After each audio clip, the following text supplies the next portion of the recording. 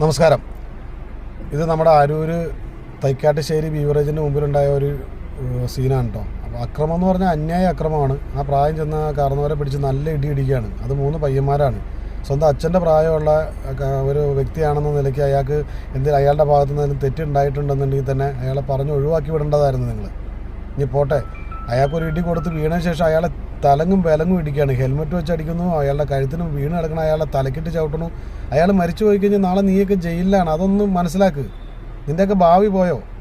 നിനക്കുമില്ലേ അച്ഛനും അമ്മയൊക്കെ? ജന്മം തന്നവർ അച്ഛനില്ലേ? അങ്ങനെ ആരെങ്കിലും വന്ന് തല്ലിക്കഴിഞ്ഞാൽ നീയൊക്കെ കണ്ടു നിൽക്കുമോ? എനിക്ക് അവിടെയുള്ള ആളുകളോട് പറയാനുള്ള ഒന്നുമല്ല, ഈ ബീവറേജിൽ സ്ഥിരം ഇതാണ് പരിപാടിയെങ്കിൽ ബീവറേജ് അവിടെ നിന്ന് മാറ്റാനുള്ള സംവിധാനങ്ങൾ നിങ്ങൾ അവിടെയുള്ള ആൾക്കാർ ചെയ്യുക. അതല്ലാന്നുണ്ടെങ്കിൽ നിങ്ങൾ ആൾക്കാർ കൂടി നിൽക്കിയിട്ട് ഇതുപോലുള്ള അക്രമങ്ങൾ കാണിക്കണമാർക്ക് സ്പോട്ടിൽ കൈനീട്ടം വെച്ച് കൊടുക്കുക. മനസ്സിലായില്ലേ? ഒരാളെ ഉപദ്രവിക്കുന്നതിനൊരു പരിധിയില്ലേ. ഇതിപ്പോൾ കുട്ടികളെല്ലാവരും അതെ, സ്കൂൾ തലം പോലെയുള്ള ഈ ചാടിച്ചെന്നാണ് ഇടിക്കുന്നത്. ഏതാണ്ട് റബ്ബർ ബോൾ നിലത്തേക്ക് വലിച്ച് എറിയണ പോലെ പൊങ്ങി ചാടിച്ചെന്ന് ഇടിച്ചുകൊണ്ടിരിക്കുകയാണ്. ഇതെങ്ങനെ തോന്നണമെന്നുള്ളതാണ് ഇതിൻ്റെ ആ ഒരു മാനസികാവസ്ഥയിലേക്ക് എത്തണത്.